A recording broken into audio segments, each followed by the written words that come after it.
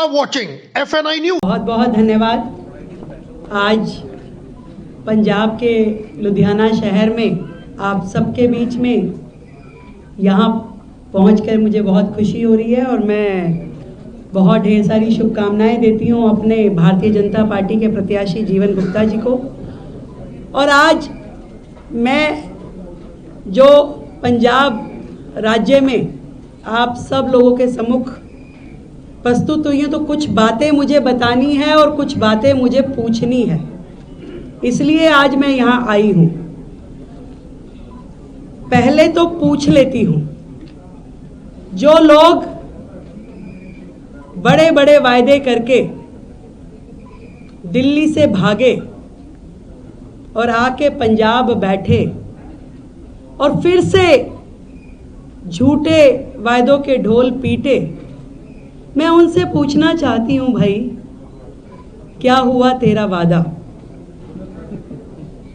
जो वादा करी थी उन सभी बातों का जवाब आदरणीय केजरीवाल जी कृपया देने का कष्ट करें।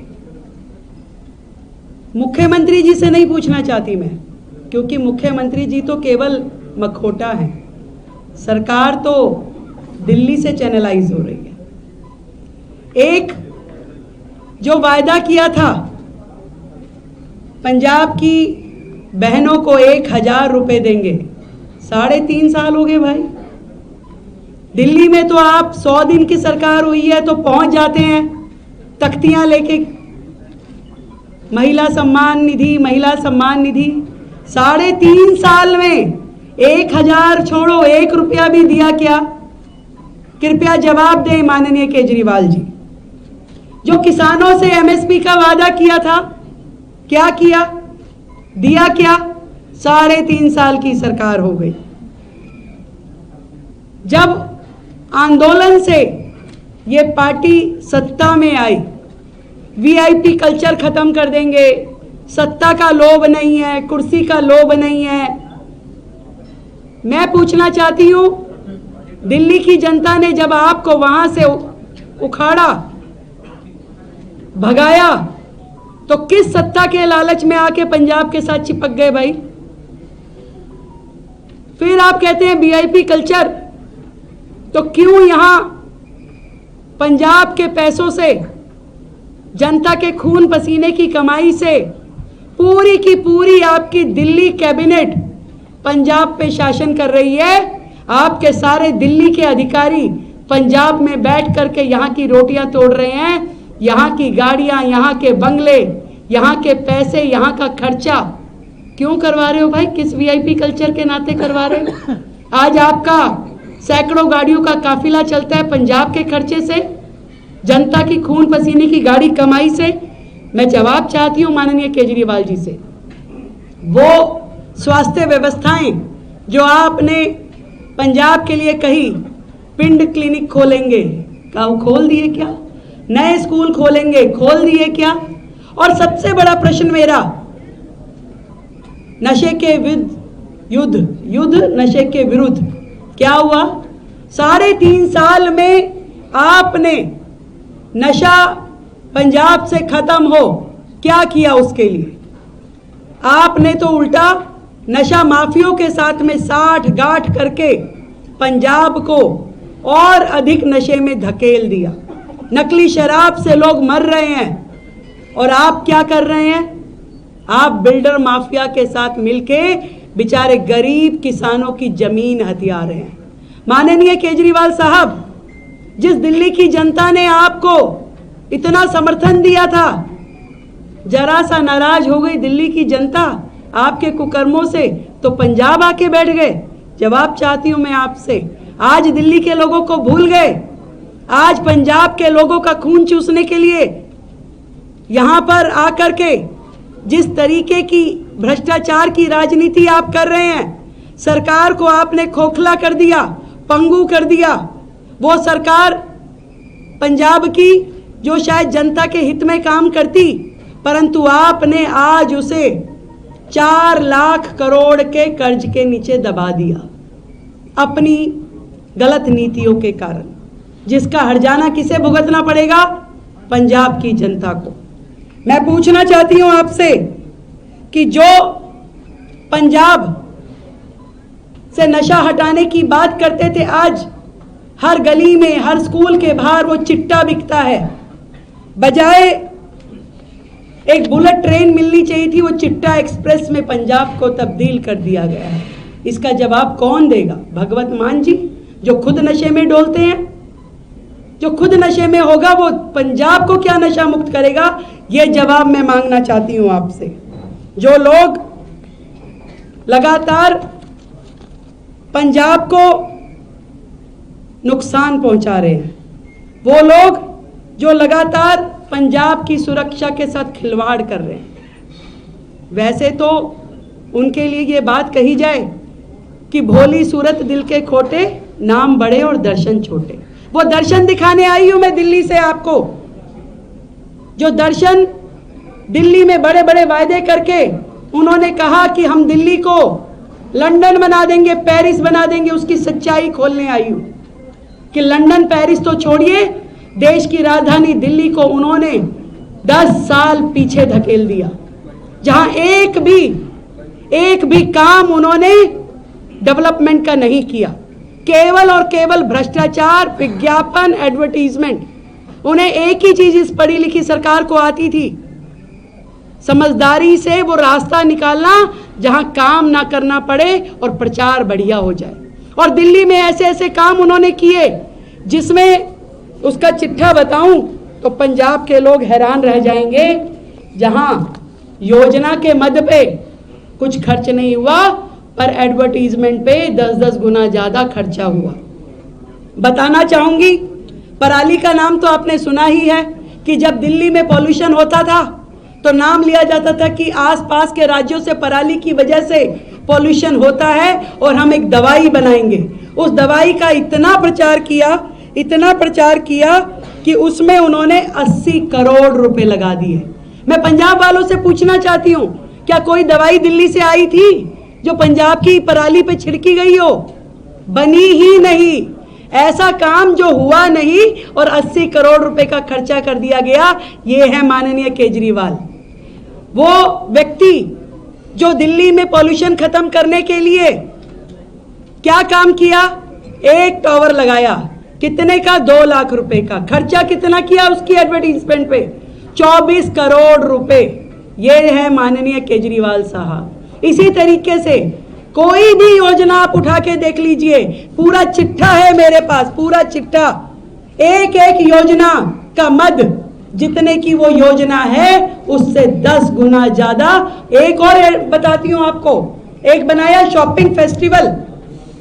वो शॉपिंग फेस्टिवल की एडवर्टीजमेंट पे खर्चा किया 25 करोड़। आपको सुन के हैरानी होगी, वो शॉपिंग फेस्टिवल दिल्ली में हुआ ही नहीं। ये है केजरीवाल जी और इनकी आम आदमी पार्टी। और इसलिए मैं आज आप लोगों को बताना चाहती हूं कि इनके झांसे में ना आइएगा। 3.5 साल बीत गए, उनके किए हुए वादे का वाह भी अभी लिखा नहीं गया। 1.5 साल में बड़े बड़े वादे करने वाले कि 1.5 साल में हम क्या दे देंगे। ये ऐसे लोग हैं जिन्हें ना जनता से प्यार, ना राज्य से प्यार, ना देश से प्यार। आज ऑपरेशन सिंदूर जब होता है, देश में पूरी कश्मीर से लेकर के कन्याकुमारी तक हर व्यक्ति खुश है, प्रसन्न है। मैं आज केजरीवाल जी आपसे पूछती हूँ, आपके मुंह में क्यों गोंद लग गई भाई? आप नहीं बोल रहे, आपके सांसद कुछ क्यों नहीं बोल रहे? एक शब्द आपके मुंह से देश की सेना के लिए अच्छाई का निकला नहीं। ऊपर से आपके लोग भद्दी टिप्पणियां करते हैं देश की सेनाओं के ऊपर। मैं आपसे सवाल पूछती हूं, ये जो ऑपरेशन सिंदूर हुआ, आज दिल्ली में बैठा हुआ व्यक्ति वो महसूस नहीं कर सकता जो पंजाब में व्यक्ति रह करके उसका दिल कांपता है जब सामने से मिसाइल आने की बात होती है, तोप आने की बात होती है। परंतु ये नरेंद्र मोदी जी का नेतृत्व था जिसके कारण से जिस तरीके की व्यवस्थाएं और सुरक्षा एयरड्रोम जोन यहां बनाया गया, एक भी ड्रोन, एक भी मिसाइल पंजाब की सरहद को क्रॉस नहीं कर सकी। ये नरेंद्र मोदी जी की निर्णय क्षमता थी और उनके द्वारा विकास पे किया हुआ, वो डिफेंस पे किया हुआ खर्चा था जिसके कारण से आज पंजाब सुकून में है। आपसे एक शब्द मुंह से नहीं निकला देश की केंद्र की सरकार की बड़ाई में। उल्टा आप जब बोलते हैं देश की सेनाओं के खिलाफ बोलते हैं, देश दुश्मनों के साथ खड़े हुए दिखाई देते हैं। मैं आपसे सवाल पूछना चाहती हूं कि आखिर आपका इस मातृभूमि से, इस पंजाब की वीरों की धरती से कुछ संबंध है या नहीं है? मैं आपसे सवाल पूछना चाहती हूं भाई, आज आप झूठी पंजाबियत दिखाते हो। जब आप 10 साल दिल्ली में राज किया, एक भी पंजाबी मंत्री, सिख मंत्री आपकी कैबिनेट में कभी नहीं रहा। क्या आपने इनको इस लायक नहीं समझा कि कभी आपकी सरकार में कोई पंजाबी व्यक्ति जुड़ जाए, कोई सिख व्यक्ति जुड़ जाए? जबकि आज दिल्ली में भारतीय जनता पार्टी में सिख मिनिस्टर भी है, पंजाबी मिनिस्टर भी है। आपने कभी इस लायक पंजाब को, न पंजाबियों को, न पंजाबियत को समझा। आपने दिल्ली में जितने भी पंजाबी स्कूल थे वहां पे उनकी सबकी लैंग्वेज बंद करवा दी, पंजाबी लैंग्वेज। और आज आप पंजाब में बैठ करके पंजाब पे शासन करना चाहते हो। सरकार को खोखला कर दिया आपने। वो मुख्यमंत्री जो एडवर्टीजमेंट में केवल दिखाई देते हैं मुख्यमंत्री जैसे, आपने कहां उनको मुख्यमंत्री जैसा छोड़ा है? यहां तो पूरा का पूरा शासन दिल्ली के रिजेक्टेड मंत्री आके करते हैं, चाहे वो सिसोदिया हो, सत्येंद्र जैन हो, विभव कुमार हो, राघव चड्ढा हो। ये लोग आकर के बैठ के, इनका क्या लेना देना पंजाब से? इनमें से कौन पंजाब मूल का है? कौन यहाँ की समस्याओं को जानता था? केवल सत्ता के लोभी हैं ये। दिल्ली की सत्ता गई तो तुरंत यहां सत्ता पकड़ ली, चिपक गए पंजाब के साथ आकर के। पर मैं ये कहना चाहती हूं कि आपने कभी भी दिल्ली की सरकार में रहते हुए कभी सिखों का भला नहीं किया। आप उस कांग्रेस के साथ हाथ मिला के चुनाव लड़ते रहे हो जिन्होंने 1984 में सिख नरसंहार किया। कभी उनको न्याय दिलाने में आपने मदद नहीं करी। कभी एक भी इफेक्टेड परिवार का भला नहीं किया। ये तो नरेंद्र मोदी जी थे जिन्होंने 2014 में अपनी सरकार आने के बाद SIT बना करके उन गुनहगारों को सजा दिलाई और उसके अलावा सभी को मुआवजा दिया। आज दिल्ली में जब हमारी सरकार आई भारतीय जनता पार्टी की, तो हमने उन सिख परिवारों को नौकरी देने का काम शुरू किया है और पहले 125 लोगों को, सिख बंधुओं को, उन परिवारों को हमने नौकरी का पर्चा दिया, उनका नियुक्ति पत्र दिया है। क्या किया भाई केजरीवाल सरकार ने? और मैं उनको भी जवाब देना चाहती हूं जिन्होंने कहा कि गुप्ता नहीं टिकता। बताना चाहती हूं ये गुप्ता है, काम करेगा पुख्ता और किसी भी झाड़ू वालों का अरोड़ा बन नहीं सकता इनके लिए रोड़ा। समझ लीजिए, ये पंजाब की जनता है, लुधियाना की जनता है, समझ चुकी है। दिल्ली वालों को तो 10 साल में समझ आई, पर पंजाब वाले असली घी और दूध पीते हैं, इनको जल्दी समझ में आ गई है।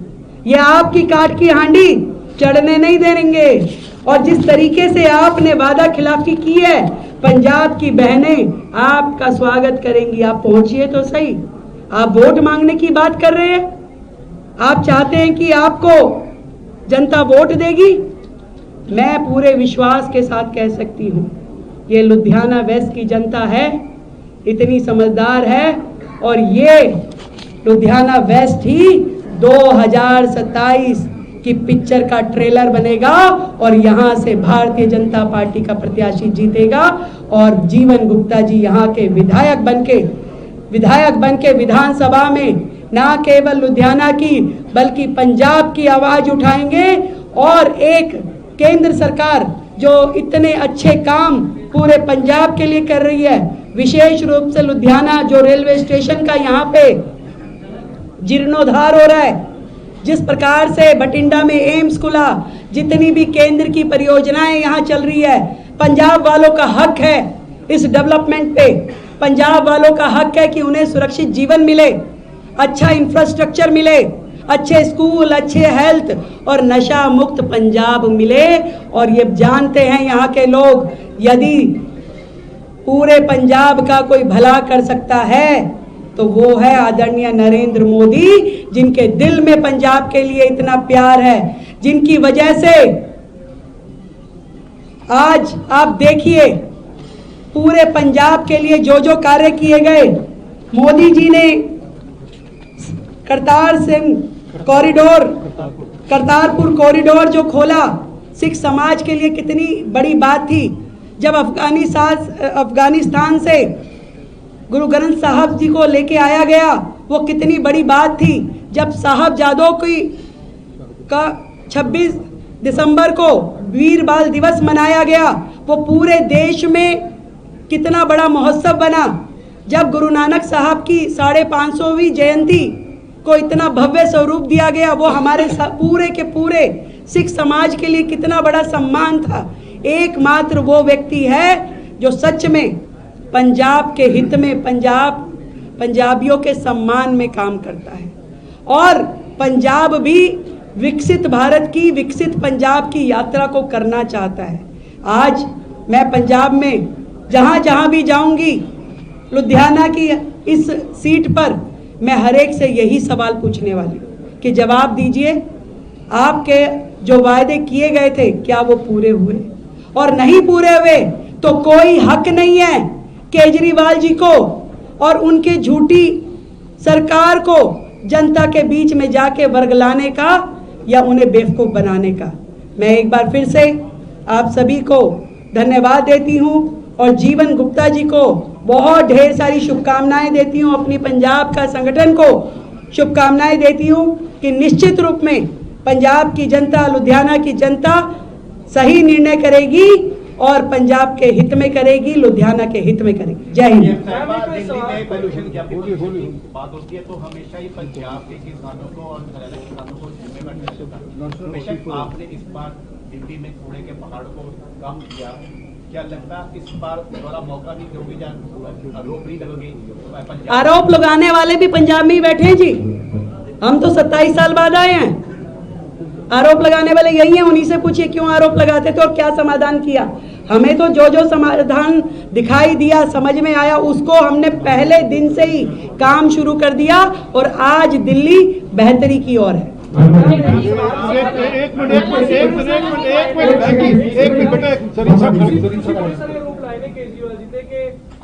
फेस्टिवल करवाया गया पर फेस्टिवल होया नहीं, पैसे खर्चते गए। इस तरीके के बहुत सारे स्कैंडल तुसी कह रहे हो, स्कैम जो सामने आ रहे हैं इन्हां ते, क्योंकि सरकार थोड़ी है एक्शन की ले रहे हो ते पूरी एक रिपोर्ट तैयार कर रहे हो कि कितने पैसे टोटल? बिल्कुल बिल्कुल, आपने बड़ा अच्छा सवाल किया। ये जो सरकार थी दिल्ली में, इन्होंने अपने टाइम में जितने भ्रष्टाचार किए, कभी भी सीएजी की रिपोर्ट प्रस्तुत नहीं की, जबकि ये मैंडेटरी है कि हर साल सीएजी का रिपोर्ट आना चाहिए।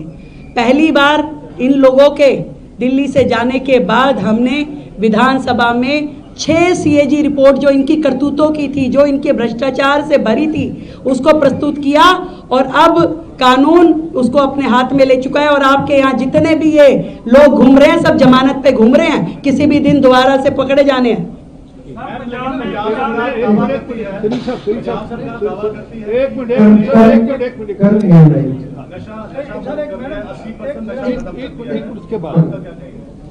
ये तो आप यहाँ के लोकल हो, आप बताओ खत्म हो गया क्या? कौन कह सकता है खत्म हो गया? जनता बताएगी खत्म हुआ क्या नहीं हुआ। आज नशा खत्म हो गया तो क्यों ये मौतें हो रही हैं? क्यों स्कूलों के बाहर वो चिट्टा दिखाई दे रहा है? कैसे युवा मर रहे हैं? ये तो आपने जवाब देना है। मेरा प्रश्न ये, एक सेकंड मेरा प्रश्न ये है, क्योंकि जो पहले पूछा था क्या जो भ्रष्टाचार दिल्ली में आप कह रहे हैं कि इन्होंने किया है, उसका कि केस रजिस्टर इनके खिलाफ होगा या नहीं? हो गए हैं। मैंने आपको बताया कि ये सारे लोग जमानत पे घूम रहे हैं, यहाँ पे रोज सम्मन काटे जा रहे हैं। सिसोदिया जी तो अपनी डेट पे भी नहीं पहुंचे थे क्योंकि पंजाब चुनाव में लगे हुए थे। सबके खिलाफ रजिस्टर्ड केस है।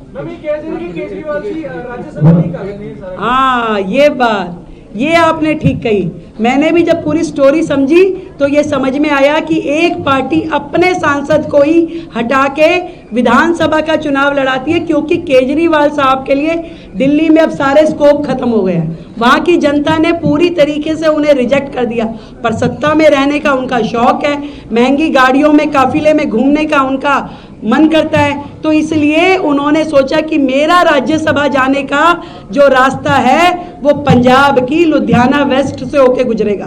तो इसलिए उन्होंने पंजाब का हक मार के, जिस सीट पे हक पंजाब के लोगों का होना चाहिए, यहाँ के रिप्रेजेंटेटिव का होना चाहिए, दिल्ली में भ्रष्टाचार की अलग जगह के अब वो पंजाब के माध्यम से राज्यसभा जाना चाहते हैं।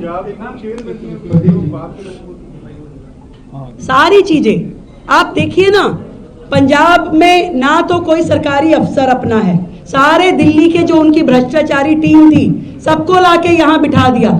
यहाँ तक कि मंत्री के बंगलों में भी वही भ्रष्टाचारी अफसर रह रहे हैं। मतलब वो आज पंजाब के मंत्री का स्टेटस नीचे है जी, वो कहाँ रहेगा वो उसकी चिंता नहीं है, परंतु जो लोग उनके भ्रष्टाचार के साझी अधिकारी थे, जितने उनके सेक्रेटरीज थे, सबको पंजाब लाके बिठा दिया गया है कि दिल्ली को तो निचोड़ लिया, अब देखे पंजाब में से क्या बाकी रह जाएगा।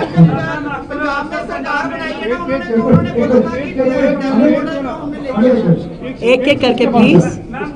पंजाब ਦੇ ਵਿੱਚ ਅਕਾਲੀ ਤੇ ਕਾਂਗਰਸ ਵਾਲੇ ਅਕਸਰ ਦੋਸ਼ ਲਾਉਂਦੇ ਨੇ ਕਿ ਕੇਜਰੀਵਾਲ ਦੀ ਟੀਮਾਂ ਬੀਜੇਪੀ ਦੀ, दिल्ली वाले की सोचते हैं ये तो सिर्फ ये तो हम ही बोल रहे हैं कि आम आदमी पार्टी और कांग्रेस AB टीम है, क्योंकि देखो ना तो हम कभी आप पार्टी से मिले, ना हम कभी कांग्रेस से मिले, मिलता कौन है? एक चुनाव मिलके लड़ेंगे, एक अलग लड़ेंगे, वो कैलकुलेशन बिठा लेते हैं किस में फायदा रहेगा, ऐसे रहेगा कि ऐसे रहेगा। आप देखिए लोकसभा इकट्ठे मिलके लड़े दिल्ली में, विधानसभा अलग अलग लड़े, फिर यहाँ आ गए चंडीगढ़ में मेयर इकट्ठे मिलके वो करा। तो ये इनकी AB टीम है। हम स्पष्ट हैं, जहां हैं जैसे हैं, जनता के सामने पूरी तरीके से खुल करके बात करते हैं। Thank you so much.